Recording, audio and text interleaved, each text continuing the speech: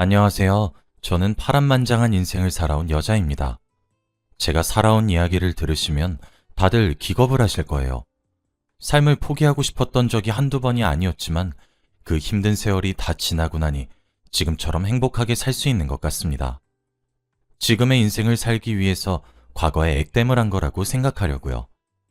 저는 어렸을 적부터 힘든 삶을 살아왔어요. 외동으로 자란 저는 어렸을 때부터 부모님의 사랑을 받고 자랐어요. 너무 행복했고 화목한 가정 속에서 살아왔던 제가 이런 일을 겪게 될 줄 몰랐습니다. 바로 아버지의 죽음이에요. 항상 건강하셨고 저희 집안의 가장이셨던 아버지께서 갑자기 암에 걸리실 줄은 꿈에도 몰랐습니다. 술, 담배도 전혀 하지 않으시고 주기적으로 운동도 하셨던 분이었거든요. 이미 병원에서 검사를 받았을 땐 3개월밖에 남지 않았다고 했고 그날부터 저희 집 분위기는 초상집 분위기였습니다. 하루하루 지날수록 더 침울해졌고 집은 차가운 공기만 가득했죠. 특히 아버지의 영정사진을 찍으러 간 날 저희 가족은 펑펑 울었습니다. 아버지가 애써 카메라 앞에서 해맑게 웃으시면서 사진을 찍는데 그게 얼마나 가슴이 뭉클했는지 몰라요. 아버지는 사진을 찍으시면서 일부러 더 해맑게 웃으셨습니다. 내 장례식에 온 사람들이 나 때문에 침울해하지 않았으면 좋겠어. 나의 해맑은 웃음을 보고 다들 그저 나와의 추억을 떠올렸으면 좋겠다.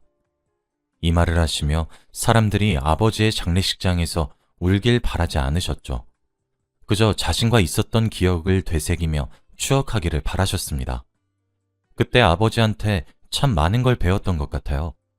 아버지는 정말 배울 점이 많은 분이었고 저의 정신적 지주였습니다. 그래서 아버지의 죽음을 더 받아들이기 힘들었죠. 아버지는 자신의 죽음을 절대 슬퍼하지 말라고 했고 울지도 말라고 당부했습니다. 애써 저희 앞에서는 해맑게 웃으셨지만 혼자 화장실에서 오열을 하셨던 건 저는 알고 있어요. 우연히 아버지 몰래 안방에 들어갔다가 아버지의 울음소리를 듣고 저도 많이 울었던 기억이 있거든요. 아무튼 아버지는 끝까지 저희 앞에서 웃으시면서 하늘나라로 가셨고 집에는 저와 어머니만 남았죠. 어머니는 한동안 아버지의 죽음에서 헤어나오지 못하셨습니다. 일상생활이 불가능하셨고 집에서는 한 발자국도 나가지 않으셨거든요. 그런 어머니를 보고 있으니 제가 더 힘들었고 기운이 빠졌습니다. 어머니를 붙잡고 타일러도 보고 화도 내봤어요. 엄마, 하늘에서 아빠가 엄마 이러는 거 원할 것 같아? 아빠는 엄마가 씩씩하게 잘 사는 걸 보고 싶어 할 거야. 그러니까 힘내고 열심히 살아서 아빠 옆으로 가자. 어? 이 말을 하며 어머니를 열심히 응원했죠. 어머니는 저의 말을 듣고 정신이 번쩍 드셨는지 밖으로 나가 일을 하기 시작했습니다. 아버지를 잃은 아픔을 완전히 떨쳐내진 못했지만 그래도 이겨내보려고 노력했죠. 그렇게 다시 저와 어머니는 일상으로 돌아왔습니다. 하지만 어머니는 얼마 지나지 않아 한 아저씨를 데리고 오셨어요. 처음 본 아저씨였는데 어머니는 대뜸 재혼을 한다고 하셨죠. 아버지 돌아가신 지 얼마나 되었다고 다른 남자와 재혼인가요? 저는 어머니가 아직 아버지를 잊지 못한 줄 알았습니다. 그런데 저만 아직 아버지를 그리워하고 있던 거였더라고요. 제가 아무리 반대해도 어머니는 그 아저씨와 결혼을 했습니다. 저는 갑작스레 새아빠가 생겼고 저희 셋은 한 지붕 아래에서 살게 되었어요. 새아빠와 저는 어색한 부자 관계였지만 그래도 서로 친해지려고 노력은 많이 했습니다. 제가 한창 그때 사춘기여서 부침성이 없었는데 그래도 새아빠가 많이 도와주셨죠. 그렇게 셋이서 얼추 가족 같은 분위기로 살아가고 있었습니다. 그런데 어떻게 제 인생이 이럴 수 있나요? 정말 뜬금없이 어머니가 돌아가셨습니다. 목욕탕에서 청소하는 일을 하셨는데 물길에 미끄러져서 머리를 크게 부딪혀 뇌진탕이 왔다고 하더라고요. 병원에 도착했을 땐 이미 세상을 떠나고 난 후였다고 합니다. 아버지에 이어서 어머니까지 잃게 된 저는 삶의 낙이 없어졌어요. 도대체 저한테 뺏어갈 게 뭐가 있다고 어머니까지 데려가시는지 하늘이 너무 미웠죠. 어머니의 장례식이 끝나고 저는 새아빠와 살게 되었습니다. 원래부터 어색한 관계였는데 어머니가 중간에 안 계시니 더 어색하더라고요. 그런데 새아빠는 얼마 지나지 않아 한 여자를 데리고 오셨습니다. 저희 집으로 온 여자는 다름이 아니라 새아빠의 전처였죠. 그뿐만이 아니었어요. 새아빠의 전처는 자신의 자식들도 둘이나 데리고 저희 집에 막무가내로 들어왔어요. 자기네들 가정을 다시 합친 격이죠. 저와 상의도 없이 행동을 하시니 너무 어이가 없었고 화가 났습니다. 새아빠의 자식들은 자연스럽게 제 방을 차지했고 그 여자와 새아빠는 저의 부모님이 쓰시던 안방을 썼어요. 저는 창고와 비슷한 방으로 쫓겨났죠. 바퀴벌레와 쥐가 득실득실하면서 보일러도 안 되는 방 말입니다. 제가 나이를 먹을수록 저는 그 집에서 눈칫밥을 먹는 신세가 되었습니다. 성인이 되면 이 집을 나가라는 식으로 말을 했거든요. 그리고 4인 상인 식탁에서 한 번도 5명이서 밥을 먹은 적이 없어요. 그 집에서 저는 왕따였고 부모님이 너무 보고 싶었어요. 고등학교 3년 내내 지옥 같은 시간을 보낸 후 저는 성인이 되었습니다. 성인이 되자마자 바라던 독립을 했어요. 새아빠는 마지막 용돈이라며 저에게 300만 원을 쥐어주었고 저는 그 돈으로 시작했어요. 이미 새아빠는 제 등본에 없었고 저의 부모님은 서류상 돌아가신 어머니와 아버지밖에 없었기에 가족의 연을 끊는 건 아주 쉬웠죠. 최대한 집과 가장 멀리 떨어진 곳에서 시작했습니다. 대학교를 다닐 여유 따윈 없었고 바로 일자리와 잘 곳을 구한 뒤 악착같이 살았어요. 혼자 사는 게 몸이 더 고단하긴 했지만 심적으로 더 안정적이었어요. 그리고 새아빠가 자신의 가정을 다시 합치고 나서 한 번도 못했던 부모님의 제사도 다시 지냈습니다. 그렇게 저는 20대 중후반까지 살았던 것 같아요. 하루도 빠짐없이 일하면서 돈을 모았죠. 당연히 새아빠네 가족들과는 단 한 통의 연락도 주고받지 않았습니다. 그리고 저는 운명처럼 한 남자를 만나게 되었어요. 그 남자는 저와 다르게 아주 부유하고 완벽한 사람이었습니다. 애초부터 집안이 금수저였기에 저와는 전혀 그런 관계가 될 수 없다고 생각했어요. 그런데 사람 인생은 정말 한 치 앞도 모르는 것 같아요.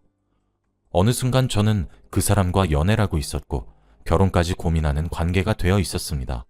정말 신기할 따름이죠. 솔직히 연애를 하면서 그 남자의 경제적인 배경을 보고 많이 놀랐어요. 제가 생각하는 것보다 훨씬 더 대단한 사람이었고 제가 며칠을 고민하는 금액을 이 사람은 고민도 안 하고 결제했거든요.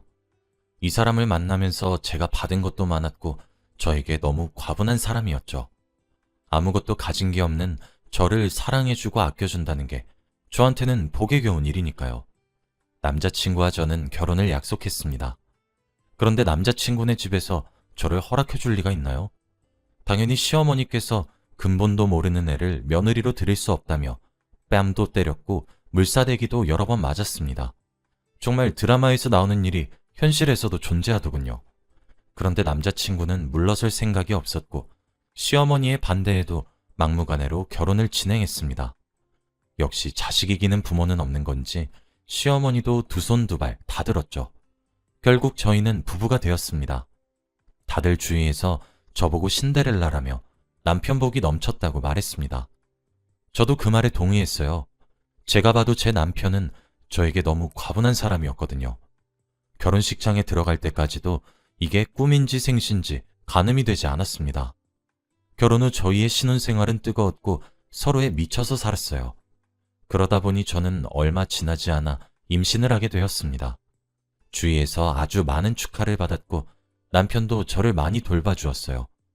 제가 뭐가 먹고 싶다고 하면 새벽에 차를 끌고 가서라도 꼭 사와 주었고 제가 하고 싶은 거 다 하게 해주었습니다.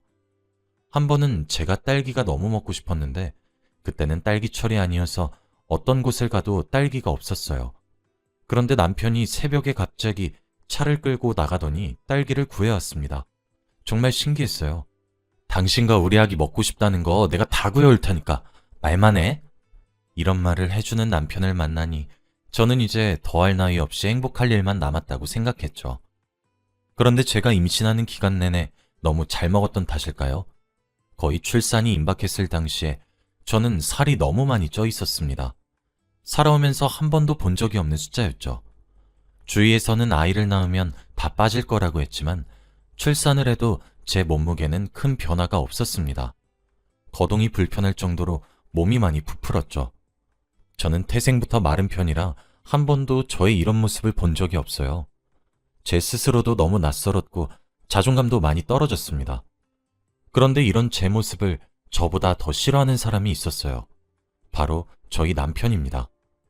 저의 모든 모습을 다 사랑해 줄 줄 알았던 남편은 180도 변했어요.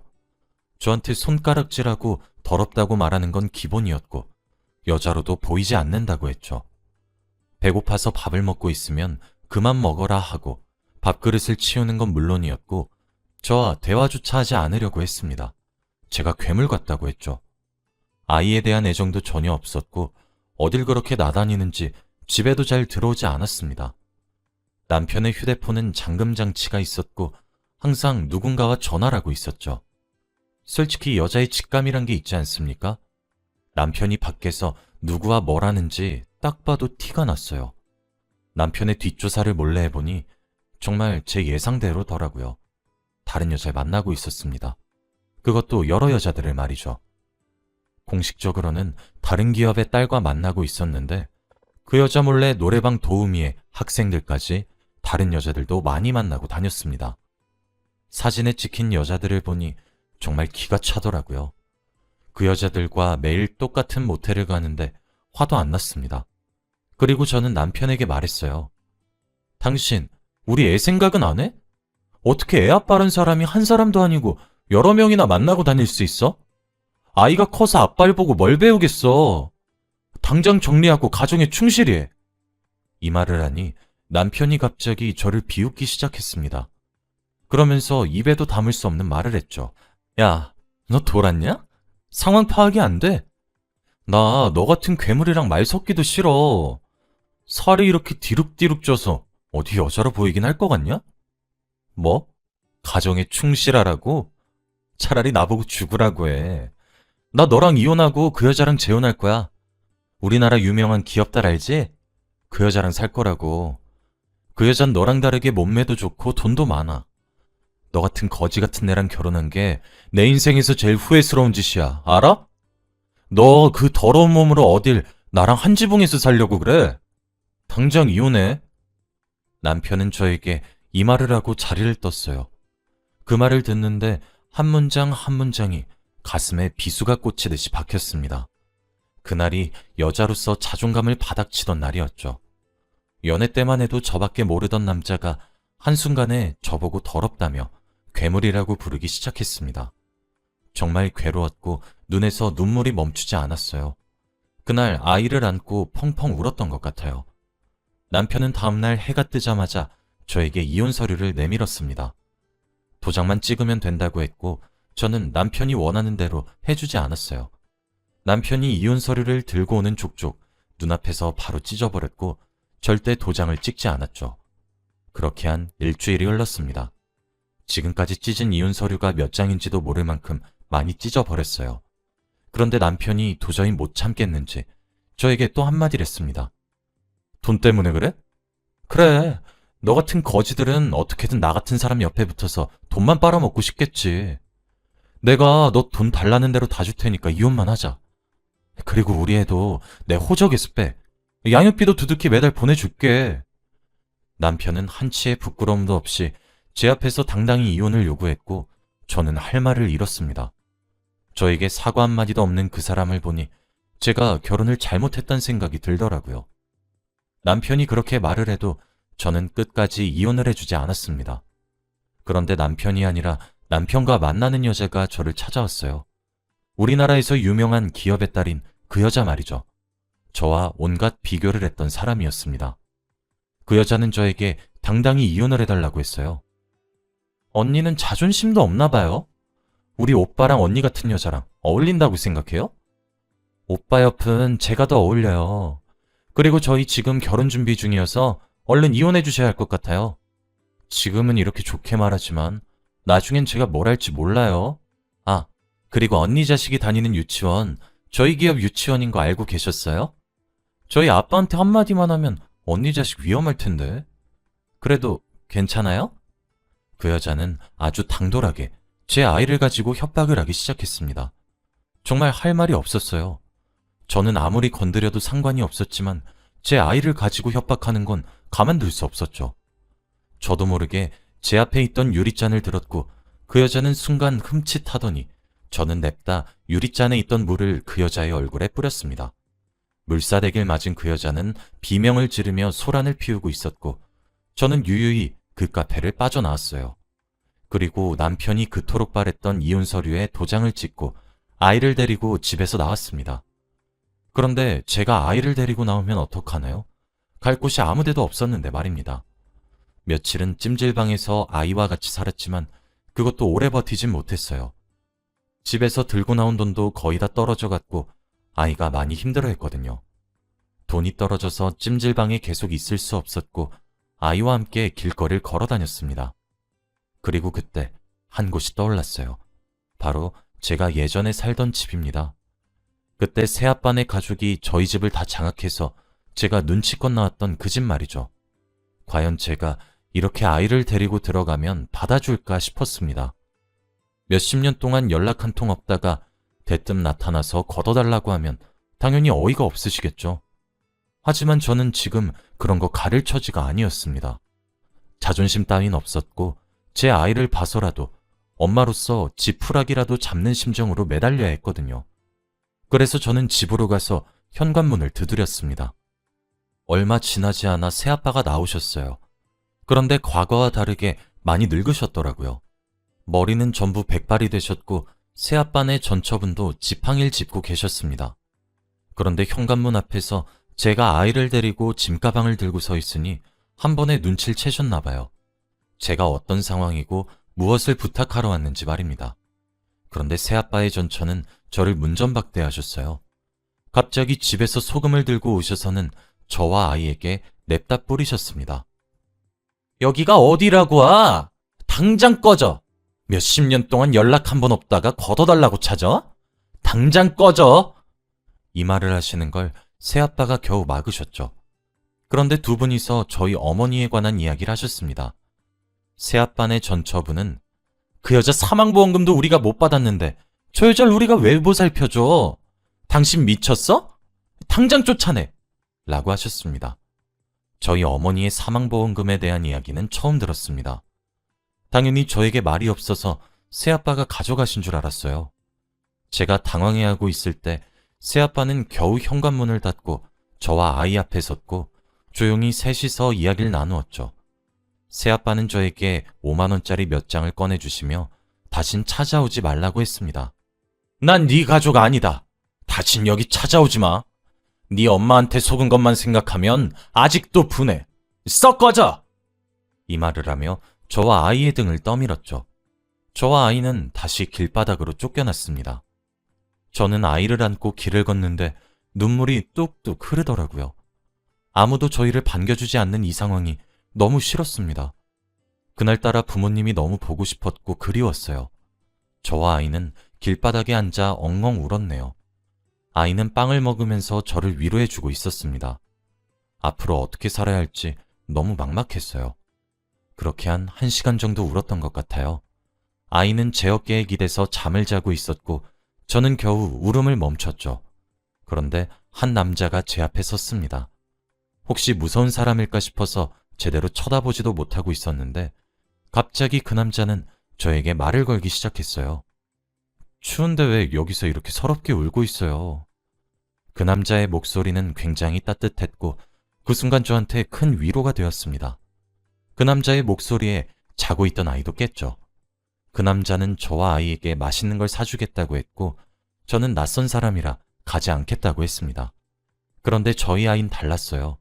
맛있는 거라는 말에 반응을 해서 그 아저씨를 따라가자고 했거든요. 저는 그러면 안 된다고 말을 했지만 그 사람은 자신은 나쁜 사람이 아니니 안심하라고 했죠. 그럼 근처 국밥집이라도 가서 사줄 테니 먹자고 했습니다.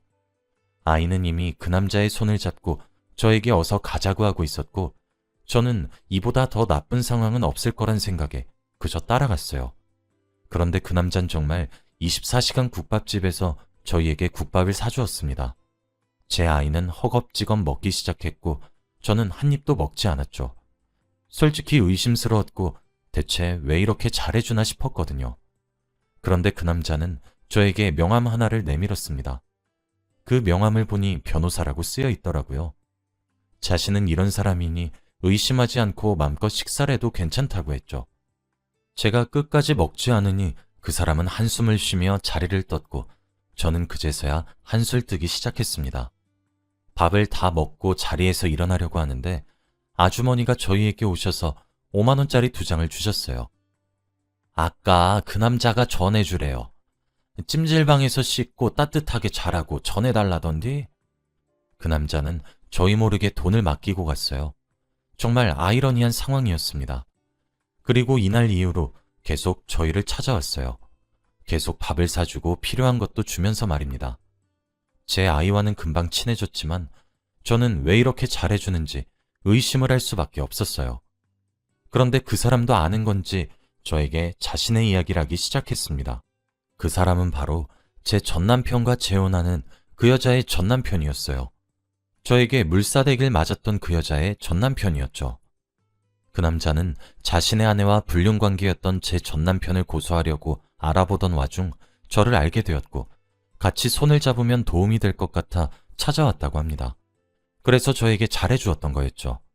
그 사람의 사정을 들으니 이해가 되었습니다. 그리고 저에게 그 남자는 좋은 일자리를 주선해 주었죠. 바로 자기 법률사무소의 직원으로 말입니다.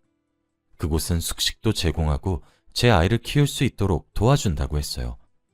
솔직히 솔깃하기도 했고 이렇게 집 없이 길거리를 돌아다니는 인생도 너무 지쳤었습니다. 그래서 저와 아이는 그 남자의 법률사무소로 들어가게 되었죠. 제 업무는 아주 간단했어요. 단순히 문서 작업을 하고 손님이 오면 커피를 타는 그런 일이었죠. 그 남자는 너무 따뜻하고 정말 잘해주었어요. 월급도 받다 보니 돈도 점점 쌓이게 되었죠.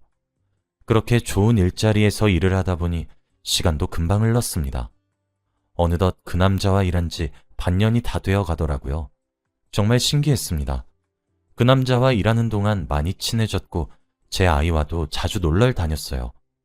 가끔 저를 대신해서 아빠 역할도 많이 해주어서 고마운 사람이었죠. 그런데 어느 날 저와 그 남자는 둘이서 진지한 이야기를 한 적이 있었습니다. 한 번도 누군가에게 저의 이야기를 한 적이 없었는데 그 남자에게 처음 하게 되었죠. 제가 어렸을 적 아버지가 돌아가신 이야기부터 그 남자를 만나기까지 겪었던 일들을 다 말했습니다. 말하고 나면 후회할 줄 알았는데 생각외로 속이 시원하더라고요. 훌훌 털어버린 기분이라고나 할까요? 그런데 제 말이 끝나고 그 남자는 놀라운 반응을 보였습니다. 정말 인생에 미친 사람들밖에 없었네요. 그동안 많이 힘들었겠어요. 이 말을 하며 저를 꼭 안아주었는데 그게 얼마나 따뜻하고 위로가 되었는지 몰라요. 한 번도 누군가한테 위로를 받아본 적이 없었는데 말입니다. 저희는 그 순간 서로 사랑이란 감정을 느꼈던 것 같아요. 그리고 저희 둘은 그들에게 복수를 본격적으로 시작하기로 했습니다. 그리고 그 남자는 저를 도와준다고 했고 자료 수집에 들어갔죠. 그런데 어느 날 그 남자가 저를 불렀습니다. 저에 대해 조사하던 중 제 앞으로 8억이란 돈이 있다고 했죠. 저는 생판 처음 들어보는 금액에 두 눈이 휘둥그레졌고 말이 나오지 않았습니다. 그런데 그 돈의 출처는 바로 저희 부모님의 사망보험금이었죠. 정말 놀랐어요.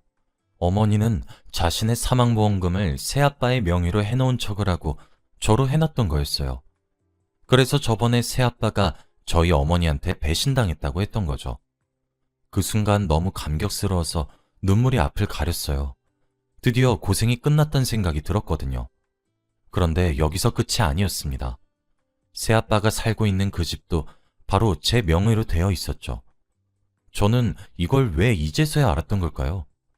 그 남자는 저를 너무 축하해 주었고 저도 너무 고마웠습니다. 그 남자 아니었으면 평생 이 사실을 몰랐을 테니 말이죠. 그리고 저는 바로 그들에게 복수를 하기로 했습니다. 얼마 뒤 결혼식인 제 전남편과 그 남자의 전 와이프에게 말이죠. 제가 예전에 전남편의 뒷조사를 했을 때 알게 되었던 불륜 사진들을 결혼식 축의금 봉투에 넣었어요. 그리고 봉투 뒤편에 제 전화번호를 썼습니다. 연락이 올 때까지 기다렸죠. 며칠 뒤 전남편에게서 연락이 오더라고요. 이혼 후 한 번도 연락을 했던 적이 없던 사람인데 이렇게 연락이 오니 신기했습니다. 전화를 받자마자 전 남편은 저에게 한 카페로 나오라고 했고 저는 바로 나갔어요. 이혼을 했을 때와 다르게 저는 살이 많이 빠져서 예전 몸무게와 비슷한 체형이었고 살을 빼고 전 남편을 처음 본 자리였습니다. 그런데 전 남편은 저를 보자마자 화가 난 표정은 사라지고 저를 위아래로 훑더라고요. 당신 몰라보겠다? 살 많이 빠졌네? 저는 남편이 말을 다 끝내기도 전에 냅다 뺨을 때렸습니다. 전 남편은 뺨을 부여잡고 저한테 쌍욕을 날렸지만 저는 반대쪽 뺨도 때려버렸죠. 야, 너 미쳤냐? 너 여기 CCTV 수집해서 고소할 거야? 그래, 해봐. 내가 그거 하나 무서울 것 같니? 고소해. 야, 너 고소 한 번 당하면 나한테 줘야 할 돈이 얼만지는 알아? 네가 감당할 수준의 돈이 아니야. 지금 당장 내 앞에서 무릎 꿇고 사과하면 내가 생각해 볼게. 어때? 저는 절대 사과를 하지 않았고 전 남편 앞에서 피식거리며 비웃었습니다. 그리고 정강이를 세게 차고 나왔어요. 그리고 이뿐만이 아니었습니다. 저는 제 명의로 된 새아빠가 살고 있는 집의 전셋값을 올렸어요. 아주 상상도 못하게 말입니다. 그리고 새아빠는 저한테 전화가 왔죠. 집주인님, 갑자기 전셋값이 왜 이렇게 올랐습니까? 미리 사전에 말을 해주셔야죠. 아저씨, 저예요, 그 집주인. 전셋값이 너무 올랐죠?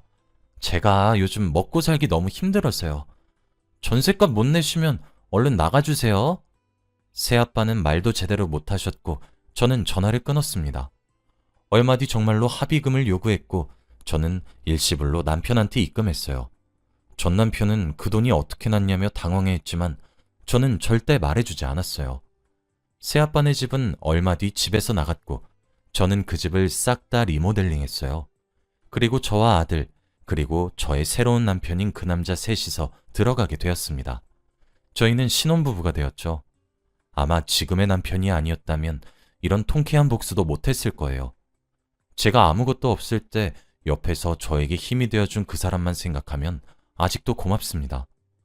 저와 남편은 살면서 한 번도 싸우지 않았어요. 운명이 아닐까 싶습니다. 저희 아이는 저희의 사랑을 듬뿍 받으며 잘 살고 있습니다. 그리고 전 남편은 파혼을 당했다고 해요.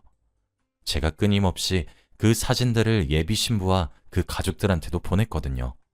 얼마나 통쾌한지 모릅니다. 여러분은 죄짓지 말고 사시길 바래요. 저희 이야기는 여기까지입니다. 들어주셔서 감사합니다.